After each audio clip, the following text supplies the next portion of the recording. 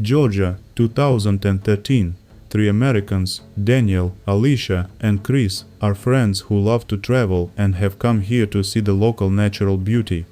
They're heading to the mountains, to a remote area where they plan to spend the night in a tent.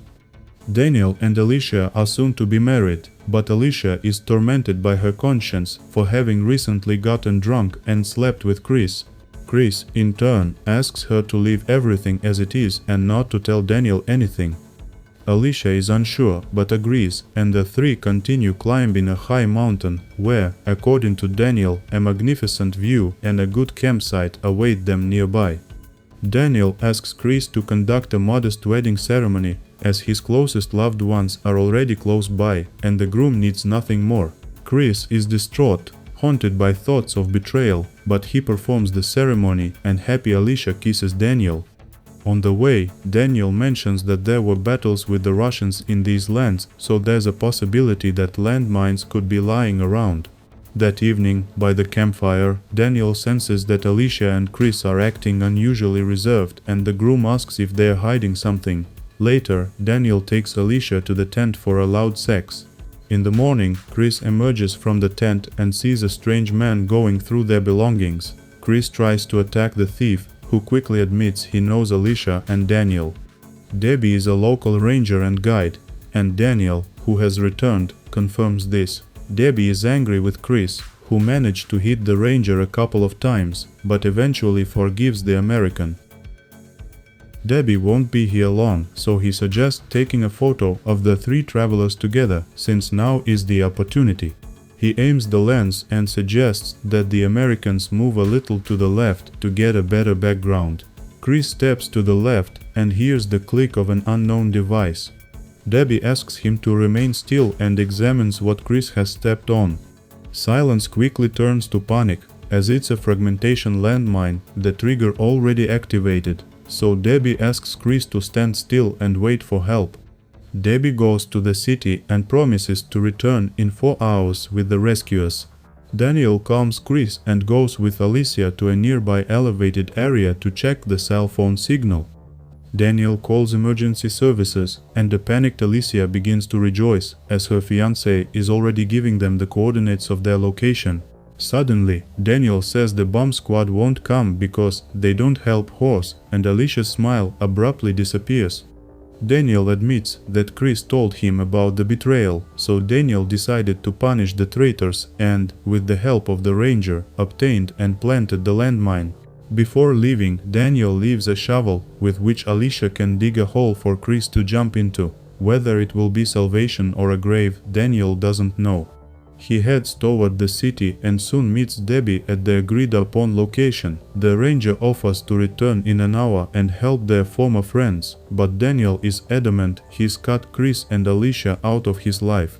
Alicia didn't expect such a cruel act from Daniel and feels guilty, so she stays with Chris in the deserted mountains, without communication or food. First, Alicia tries to insert the pin back into the mine until it clicks, but she can't. Then, she offers to take over for Chris when he gets tired of standing. Chris refuses, saying it's a stupid idea. As soon as he will raise his leg, the mine will detonate, scattering body parts everywhere, both of the person standing on it and the person trying to replace him. Over the next 5 hours, Alicia digs a shallow hole. As evening comes, they suddenly see a man walking his dog in the area and call him for help. Armed with a rifle, the stranger speaks English and can't believe the story about the mine, as he's been hunting here for years and has never seen anything explosive. A local named Ilya doesn't always directly answer questions and is generally erratic, but even he realizes how trapped Chris and Alicia are. She asks for help digging a hole, but Ilya in return wants to know why the mine was there. Alicia explains that her fiancé was very upset when she cheated on him with Chris and took revenge on his friend by leaving them to enjoy the Georgian countryside with the mine underfoot. Ilya says out loud that there's at least one whore in the clearing. Chris becomes enraged and insults Ilya, causing the hunter to threaten the guy with a gun and then throw a rock at him.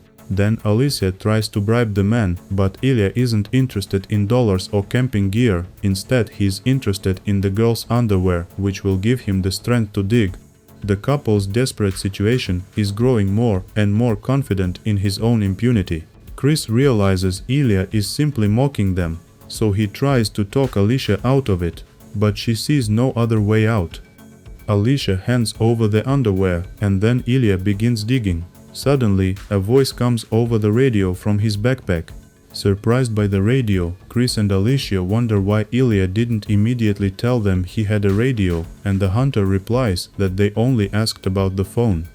He's willing to give Alicia the radio if she plays with him like a loyal dog. Ilya throws her underwear on the ground and asks Alicia to fetch the trophy back, holding it in her teeth, dog style. Chris is overcome with anger and screams that he'll kill Ilya. But Alicia agrees to bring her panties, as the help she longs for seems so close. Alicia receives a radio and learns of a new problem. There's only one person on the other end, and he doesn't understand English. Ilya agrees to translate if Alicia continues the game. Now she must remove any item of clothing in exchange for a message over the radio. Chris is forced to watch helplessly, and Alicia agrees and is left without shoes.